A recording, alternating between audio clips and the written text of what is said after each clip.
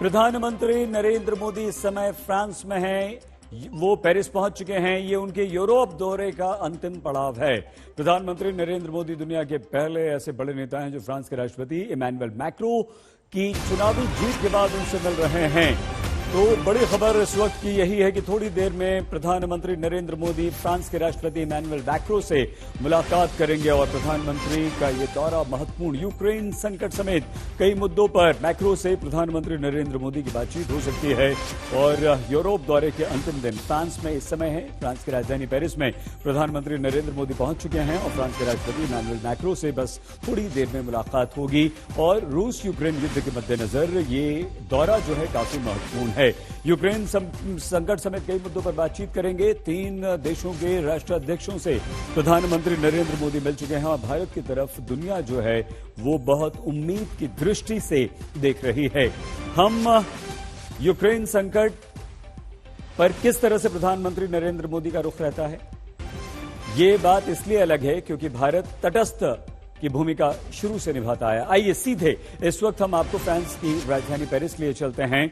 हमारी साथी अंजना प्रधानमंत्री नरेंद्र मोदी के इस दौरे को लगातार कवर करते हुए फ्रांस भी पहुंच चुकी हैं। पेरिस में वो मौजूद हैं। अंजना, पूरे दौरे को आप कैसे देखती हैं और आज अंतिम पड़ाव में अब से कुछ देर बाद जब मैक्रों से मिलेंगे प्रधानमंत्री नरेंद्र मोदी तो उसकी अहमियत क्या है? एक सही दोनों की पर्सनल जो केमिस्ट्री है उस पर पूरे विश्व की नजर रहती है। जो झप्पी हमने पहले भी देखी है वैसा कुछ होते हुए देखेंगे। लेकिन इन सब के बीच जो बड़ी बात है, हिंदुस्तान रूस यूक्रेन की जंग के साए में प्रधानमंत्री का ये 3 दिवसीय यूरोप दौरा था, जिसमें सिर्फ 3 राष्ट्राध्यक्षों से नहीं बल्कि 7 राष्ट्राध्यक्षों से वो मिले हैं। चाहे वो जर्मनी के चांसलर ओलाफ शोल्स हो या फिर उसके बाद डेनमार्क की प्रधानमंत्री, और वहां नॉर्डिक समिट में उन्होंने आइसलैंड, फिनलैंड, नॉर्वे, स्वीडन 4 अन्य राष्ट्राध्यक्षों से मुलाकात की प्राइम मिनिस्टर से। उसके बाद इमैनुअल मैक्रोन, ये आखिरी पड़ाव है। लेकिन अगर 2017 से 21 देखें सईद, तो सबसे पहले नंबर पर जो हम डिफेंस डील करते हैं, हथियार खरीद करते हैं, वो रूस है, लगभग 80%। दूसरे नंबर पर फ्रांस है। फ्रांस वो मुल्क है जिससे हम सुरक्षा अपने जो रक्षा सौदे हैं वो बड़े पैमाने पर कर रहे हैं और उसमें इजाफा करने पर सबकी नजर रहेगी। भारत की नजर रहेगी, फ्रांस की भी रहेगी। चाहे वो फाइटर जेट रफाल हो या फिर कॉम्बैट एयरक्राफ्ट मिराज हो, स्कॉर्पियन सबमरीन्स हो। तो ये जो एक ये उसका एस्पेक्ट हुआ। क्योंकि देखिए तस्वीर पूरे विश्व की बदली है और वो बदली इसलिए है क्योंकि रूस चीन करीब आ रहे हैं। चीन से हमारा रिश्ता अच्छा नहीं है। ऐसे में हमें हर तरह से सक्षम होकर इन परिस्थितियों में रहना होगा। इसीलिए भारत अब किसी एक मुल्क पर डिपेंडेंसी कम भी करना चाहता है। हमने डिपेंडेंसी कम करके हम अन्य मुल्कों के साथ भी रिश्ता बनाना चाह रहे हैं। लेकिन सबसे खास बात बताते हुए आखिरी में आपको कि इमैनुअल मैक्रोन, जो भी फ्रांस का राष्ट्रपति चुना जाता है सही, वो पहले जर्मन चांसलर से मिलता है। इससे पहले चुने गए थे मैक्रोन, तब उस समय एंजेला मर्केल थी, वो उनसे सबसे पहले मिले थे।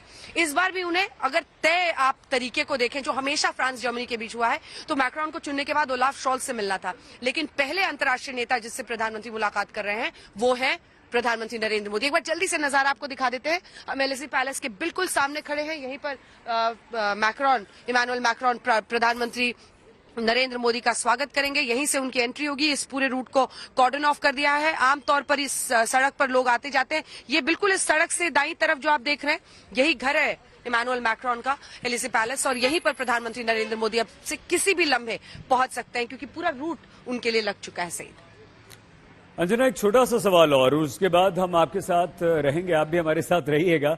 जैसे ही पीएम वहां पर पहुंचते हैं, मैक्रो आते हैं, आप वो तस्वीरें भी दिखाइएगा और अपनी टिप्पणी भी दीजिएगा।